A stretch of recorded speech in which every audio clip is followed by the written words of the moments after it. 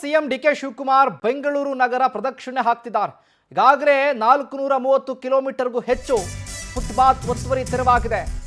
ಹಾಗಾಗಿ ಮುಖ್ಯಮಂತ್ರಿಗಳು ಬೆಂಗಳೂರು ಪ್ರದಕ್ಷಿಣೆ ಹಾಕೋದಕ್ಕೆ ಸಜ್ಜಾಗಿದ್ದಾರೆ.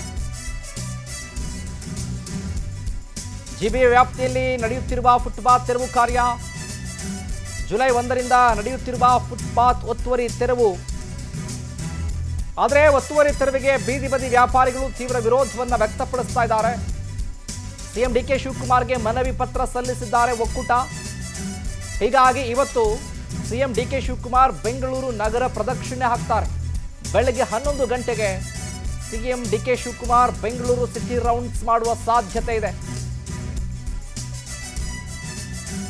ಏನೀಗಾಗಲೇ 430 ಕಿಲೋಮೀಟರ್ಗೂ ಹೆಚ್ಚು ಫುಟ್ಪಾತ್ ಒತ್ತುವರಿ ಕಾರ್ಯ ಆಗಿದೆ.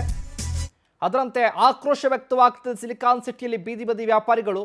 ಒಕ್ಕೂಟ ಕೂಡ ಮನವಿ ಮಾಡಿ ಪತ್ರವನ್ನು ಬರೆದಿದ್ರು. ಅದಕ್ಕೆ ಸಂಬಂಧಪಟ್ಟ ಹಾಗೆ ಹೇಗೆ ನಡೀತಾ ಇದೆ ಕಾರ್ಯ, ಯಾವ್ಯಾವ ಭಾಗದಲ್ಲಿ ಎಷ್ಟು ಒತ್ತುವರಿ ಆಗಿದೆ, ಈ ಎಲ್ಲವನ್ನು ಕೂಡ ವೀಕ್ಷಣೆ ಮಾಡೋದಕ್ಕೆ ಮುಖ್ಯಮಂತ್ರಿಗಳು ಸಜ್ಜಾಗಿದ್ದಾರೆ. ಇದೇ ಸಂದರ್ಭದಲ್ಲಿ ನೋಡಿ, ಬೆಂಗಳೂರಿನಲ್ಲಿ ಯಾವಾಗ ಜುಲೈ 1ನೇ ತಾರೀಕಿಂದ ಆರಂಭವಾಗಿರುವಂಥ ಒತ್ತುವರಿ ಕಾರ್ಯ ನಿರಂತರವಾಗಿ ನಡೀತಾ ಇದೆ. ವಿರೋಧ ಪರ ಎಲ್ಲವೂ ಕೂಡ ಜೊತೆಯಾಗಿ ಕೆಲಸ ಆಗ್ತಾ ಇದೆ. ಇದರ ಜೊತೆಗೆ ಬೆಂಗಳೂರು ನಗರಾಭಿವೃದ್ಧಿ ಸಚಿವರಾಗಿರುವಂಥ ಕೃಷ್ಣ ಬೈರೇಗೌಡರು ಬೀದಿ ಬದಿ ವ್ಯಾಪಾರಿಗಳಿಗೆ ಬೆಂಬಲ ಕೂಡ ಕೊಟ್ಟಿದ್ದಾರೆ. ನಾವು ನಿಮ್ಗೆ ಸಪೋರ್ಟ್ ಮಾಡ್ತೀವಿ, ಆದರೆ ಮುಖ್ಯ ರಸ್ತೆಯಲ್ಲಿ ಯಾಕೆ ಬೇಕು ನಿಮಗೆ? ಪಕ್ಕದ ರಸ್ತೆಯಲ್ಲೂ ಕೂಡ ನೀವು ವ್ಯಾಪಾರವನ್ನು ಮಾಡ್ಕೊಳ್ಳಿ. ಮೇನ್ ರೋಡ್ಗಳಲ್ಲೇ ಯಾಕೆ ನೀವು ಟ್ರಾಫಿಕ್ ಜಾಮ್ ಆಗುತ್ತೆ, ಒಂದು ಪಾದಾಚಾರಿಗಳಿಗೆ ಸಮಸ್ಯೆ ಆಗುತ್ತೆ, ವೆಹಿಕಲ್ ಸಮಸ್ಯೆ ಆಗುತ್ತೆ, ಮಗದೊಂದು ಸಮಸ್ಯೆಗಳಿದ್ದದ್ದೇ. ಹಾಗಾಗಿ ನೀವು ಕೂಡ ಸಹಕಾರವನ್ನು ಕೊಡಬೇಕು ಅಂತ ಹೇಳಿದರು.